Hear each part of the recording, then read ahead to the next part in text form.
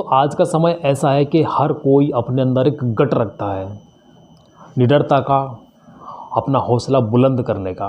ठीक है दोस्तों, आज ऐसे ही एक महान इंसान के बारे में बताऊंगा मैं आपको, एक सच्चा और निडर इंसान। ठीक है, तो बने रहिएगा वीडियो में। चलिए बात करते हैं उनके बारे में। दोस्तों, रवीश कुमार एक ऐसा पत्रकार जिसके बारे में किसी को बताने की ज़रूरत नहीं, हर बच्चे की ज़ुबान पर, हर बड़े इंसान की ज़ुबान पर उस पत्रकार का नाम मिलता है, दिख जाता है।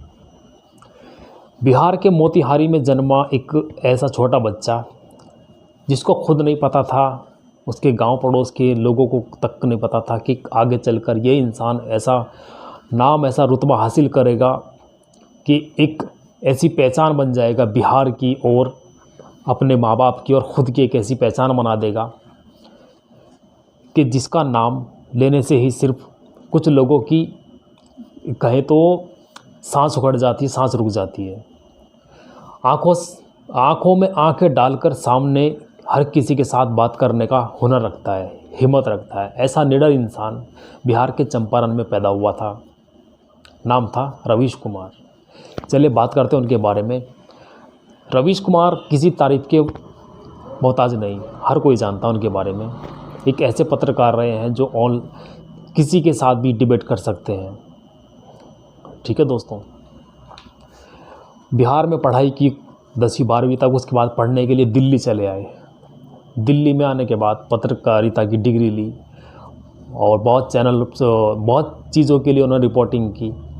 जहाँ जिन तंग गलियों में, जिन गरीबी गलियों में, सड़कों पर जहाँ कोई जाना पसंद नहीं करता था, गरीबों की स्थिति को दिखाना कोई पसंद नहीं करता था, वहाँ पर जाकर रवीश कुमार जी ने रिपोर्टिंग की और लोगों के सामने उनकी उन गरीबी स्थिति को और उनकी जो दयनीय स्थिति को सबके सामने लाया कि हाँ, इतनी सरकारें बदल गई लेकिन उन गरीबों के हालात जो के त्यों, उनमें बदलाव की ज़रूरत थी।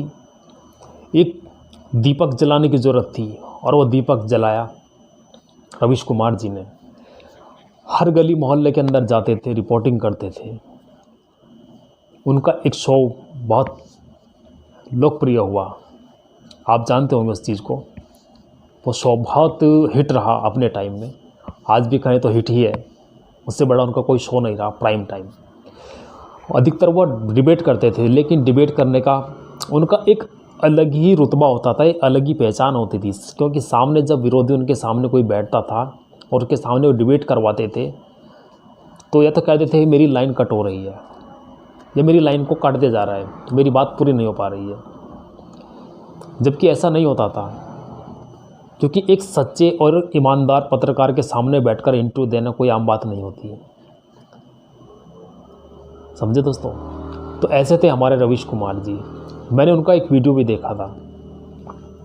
वीडियो में वो बिहार से आए हुए अपने कुछ साथी, गांव के, अपने ज़िलों के, जो बिहार में जितने ज़िले पड़ते हैं उनके काम करने के लिए दूसरे शहरों में जब जाते हैं, वहाँ के लोग तंग शहरों में रहते हैं, तंग छोटे छोटे झोपड़े झुग्गी वाले, या फिर छोटे कमरों में 3-3 4-4 लोग रहते हैं। एक बिहारी परिवार रहता था वहाँ पे, 3-4 लोग रहते थे, एक परिवार के ही समझ लो उनको। तो वहाँ पे मैं उनकी वीडियो देख रहा था, वो उसमें उन्होंने दिखाया था एक थाली के अंदर 3-4 लोग खाना खा रहे थे। उसमें हमारे रवीश कुमार जी भी थे। उन्होंने खुद कहा था कि जहाँ 4 बिहारी मिल जाते हैं हम लोग, तो हम ये नहीं सोचते कि हम अलग अलग स्टेट से हैं, अलग अलग राज्य से, हम सब भारतीय हैं। और हम सब मिलकर जब खाना खाते हैं तो अपने आप ही एक रिश्ता बन जाता है, उस रिश्ते को नाम देने की ज़रूरत नहीं पड़ती। तो एक ऐसे इंसान हमारे रवीश कुमार रिपोर्टर जो रहे हैं, ऐसे इंसान रहे हैं। चैनल पर उनकी रिपीट में अधिकतर देखता था, मैंने देखा है उनको। उनकी रिपोर्टिंग सबसे गजब और अजब होती थी, क्योंकि उनके जैसी रिपोर्टिंग हर कोई नहीं कर सकता। हर किसी के साथ वो आँख से आँख मिलाकर बात करने का हिम्मत रखते हैं, हुनर रखते हैं। ऐसे है वो इंसान। ठीक है, यही नहीं, सरकार की कुछ गलत नीतियों का जब वो विरोध करते थे तो उनके पास धमकी भरे फ़ोन आते थे। उनको मारे जाने तक की, अगवा करने तक की धमकियाँ उनको मिलती थी। लेकिन वो निडर थे, वो डरते नहीं थे। वो अपने हुनर के साथ अगले दिन जाकर फिर रिपोर्टिंग करते थे और लोगों के सामने उन चीज़ों को लाते थे जो चीज़ें छिपाई जाती थी। ऐसे निडर इंसान को दिल से सैल्यूट करने को मन करता है। ठीक है दोस्तों,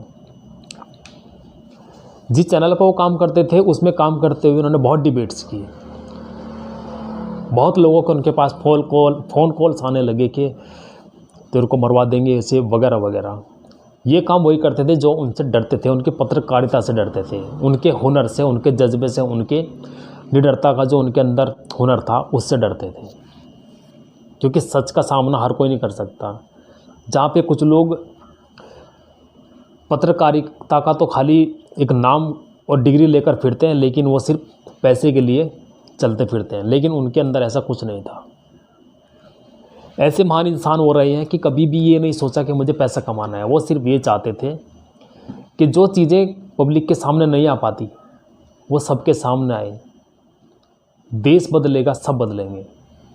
ठीक है, ऐसे वो महान इंसान रहे हैं। उन्होंने हर किसी की बात को, चाहे वो गरीब किसान हो, चाहे वो एक IAS ऑफिसर हो, चाहे पुलिस वाला हो, चाहे प्राइवेट कंपनी में काम करने वाला, चाहे मजदूर हो, चाहे कोई भी हो, हर किसी से वो सवाल करते थे। उनकी बात को सरकार तक पहुंचाने की वो कोशिश करते थे। कोशिश इसलिए करते थे कि उनके पास जो चीज़ें, जो सुविधाएं मुहैया नहीं है उन्हें मुहैया कराई जाए। और उन्होंने बहुत चीज़ें ऐसे करके दिखाई हैं, वो चीज़ें मुहैया कराई हैं उन लोगों को जिन तक वो चीज़ें पहुँची नहीं थी। तो ऐसे थे वो महान इंसान जिनके बारे में मैंने बताया। उम्मीद करता हूँ आपको वीडियो पसंद आई होगी। पसंद आए तो वो लाइक कमेंट शेयर जरूर करना दोस्तों। एक बहुत अच्छी स्टोरी है ये रवीश कुमार जी की। मैं दिल से धन्यवाद करता हूँ और दिल से सैल्यूट करता हूँ ऐसे इंसान को जो अपने अंदर ऐसा गट्स रखते हैं, जो हर किसी के सामने खड़े होकर आंख से आंख मिलाकर बात करने की हिम्मत और हुनर रखते हैं। ठीक है दोस्तों, तो मिलते हैं एक और नई मोटिवेशनल वीडियो में, और ऐसे ही सच्चे किसी देशभक्त की स्टोरी आपके सामने मैं लेकर फिर से आऊँगा। तब तक के लिए जय भीम, टेक केयर।